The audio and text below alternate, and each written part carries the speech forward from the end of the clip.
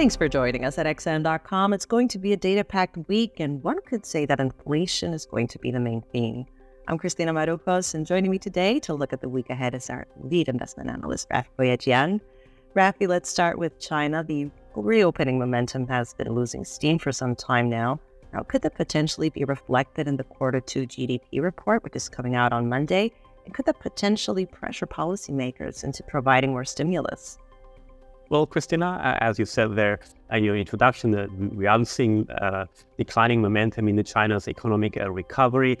So there's going to be clearly a lot of focus on the GDP data on Monday. But we should be careful how we look at the data because, in fact, the headline figure is expected to come in rather strongly at 7.3% year on year. But this would actually be kind of misleading because the reason why we're going to get such strong growth is because in the second quarter of 2022, the Chinese economy contracted because, of course, last year, China was still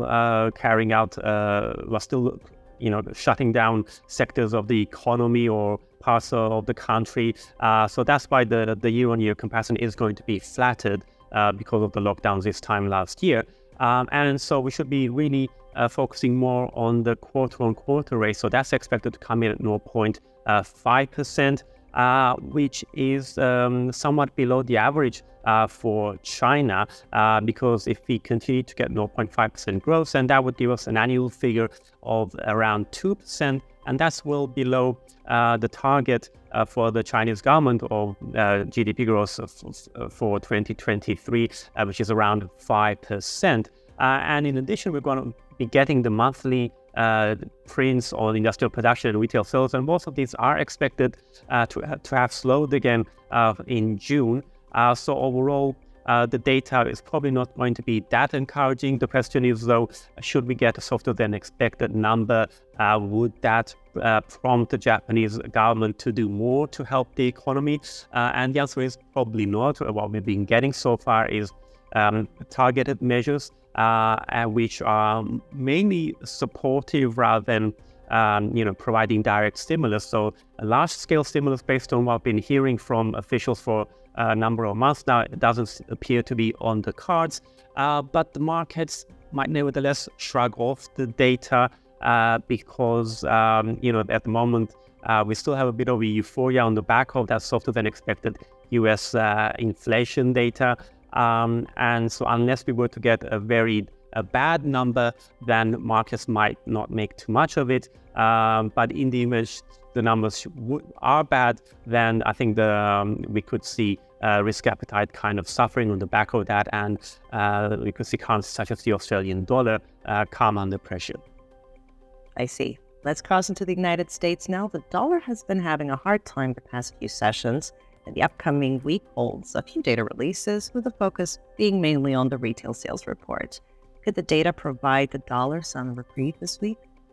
Well, that is possible, Christina, because the dollar has fallen rather steeply.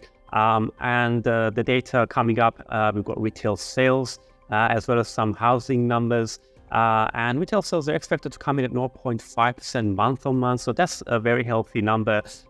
So US consumers do still appear to be spending still despite the cost of living crisis and higher interest rates. Housing, for the housing sector, we are seeing some tentative signs of a recovery there. So should we get a further indication of that for the month of June, then that would also potentially help the US dollar to steady a bit in Forex markets and maybe even recoup some of its losses. But of course, it's unlikely to alter those expectations that, in the past week we saw markets repricing rate cuts for 2024, and probably going to be difficult. It's probably going to take quite a lot to completely shift those expectations around again.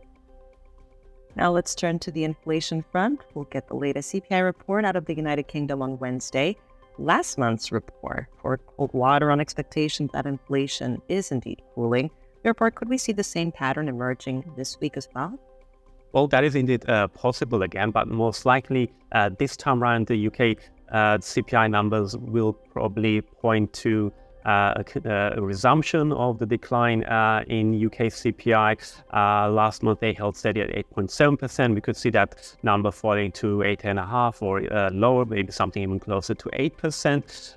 And given that the pound has rallied so hard against the US dollar, it is at risk of a bit of a correction. We definitely cannot rule out a corrective move in sterling should the UK inflation numbers come in a bit softer than expected. But in the bigger picture, UK inflation remains way too high. It's well above the 2% target for the Bank of England. And the Bank of England, whatever we get next week, the Bank of England will still have to raise interest rates well after other central banks have stopped. So I think any sell-off in the pound would probably be short-lived. And Rafi, before I let you go, what else do we have on the week's calendar investors should keep an eye on? Well, Christina, the inflation data is clearly going to dominate the economic agenda next week, because we're going to get CPI numbers in Japan, New Zealand, and Canada, to mention a few.